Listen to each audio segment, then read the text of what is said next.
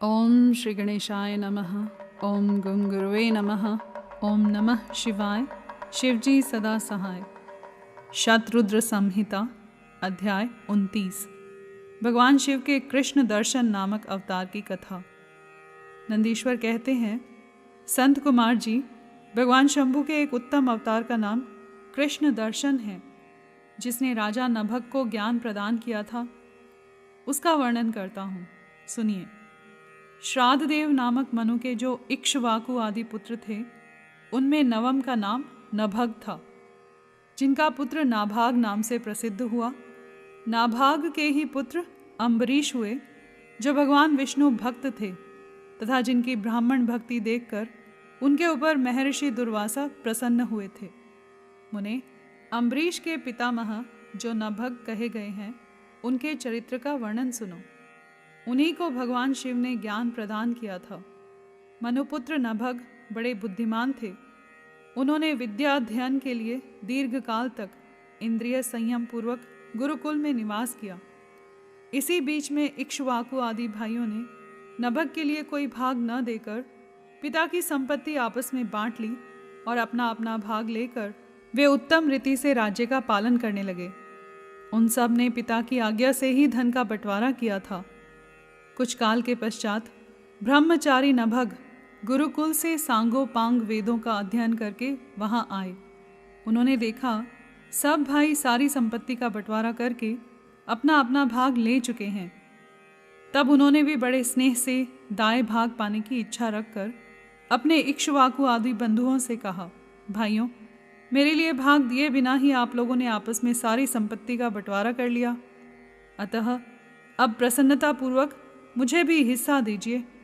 मैं अपना दाएं भाग लेने के लिए ही यहाँ आया हूँ। भाई बोले, जब संपत्ति का बंटवारा हो रहा था, उस समय हम तुम्हारे लिए भाग देना भूल गए थे। अब इस समय पिताजी को ही तुम्हारे हिस्से में देते हैं, तुम उन्हीं को ले लो, इसमें संशय नहीं है। भाइयों का यह वचन सुनकर नभग को बड़ा विस्मय हुआ। वे पिता के पास जाकर बोले, तात, मैं विद्या अध्ययन के लिए गुरुकुल में गया था और वहाँ अब तक ब्रह्मचारी रहा हूँ। इसी बीच में भाइयों ने मुझे छोड़कर आपस में धन का बंटवारा कर लिया। वहाँ से लौटकर जब मैंने अपने हिस्से के बारे में उनसे पूछा, तब उन्होंने आपको मेरा हिस्सा बता दिया। अतः उसके लिए मैं आपकी सेवा में आया हूँ। नभग की वह बात सुनकर पिता को बड़ा विस्मय हुआ। श्राद्धदेव ने पुत्र को आश्वासन देते हुए कहा, बेटा, भाइयों की उस बात पर विश्वास न करो। वह उन्होंने तुम्हें ठगने के लिए ही कही है। मैं तुम्हारे लिए भोग साधक उत्तम दाय नहीं बन सकता।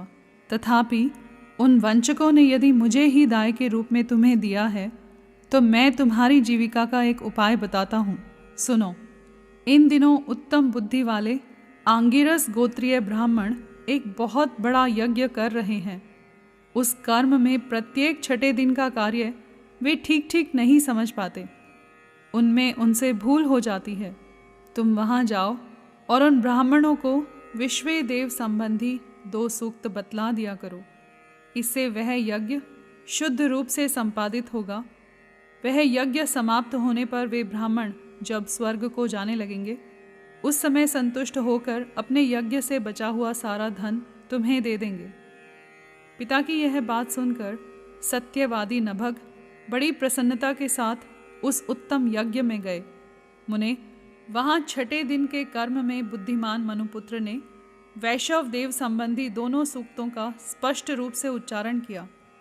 यज्ञ कर्म समाप्त होने पर वे अंगिरस ब्राह्मण यज्ञ से बचा हुआ अपना अपना धन नभग को देकर स्वर्गलोक को चले गए।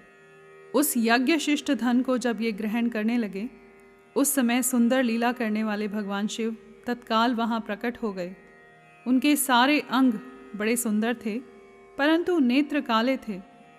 उन्होंने नभग से पूछा, तुम कौन हो जो इस धन को ले रहे हो? यह तो मेरी संपत्ति है, तुम्हें किसने यहाँ भेजा है? सब बातें ठीक ठीक बताओ। नभग ने कहा, यह तो यज्ञ से बचा हुआ धन है, जिसे ऋषियों ने मुझे दिया है। अब यह मेरी ही संपत्ति है, इसको लेने से तुम मुझे कैसे रोक रहे हो? कृष्ण दर्शन ने कहा, तात, हम दोनों के इस झगड़े में तुम्हारे पिता ही पंच रहेंगे। जाकर उनसे पूछो और वे जो निर्णय दें उसे ठीक ठीक यहाँ आकर बताओ।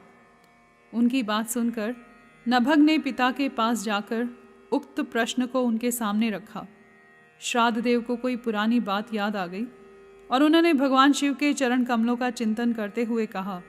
मनु बोले, तात, वे पुरुष जो तुम्हें वह धन लेने से रोक रहे हैं साक्षात भगवान शिव हैं।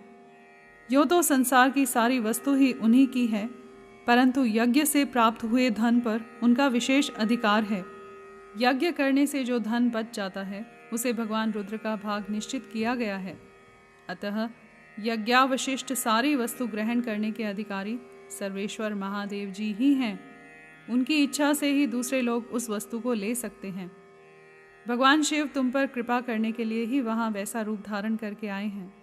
तुम वहीं जाओ और उन्हें प्रसन्न करो, अपने अपराध के लिए क्षमा मांगो और प्रणाम पूर्वक उनकी स्तुति करो।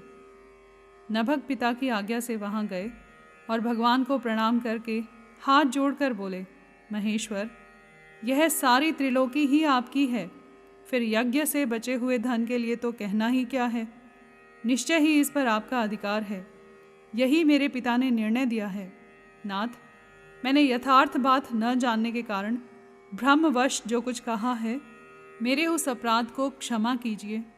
मैं आपके चरणों में मस्तक रखकर यह प्रार्थना करता हूँ कि आप मुझ पर प्रसन्न हो।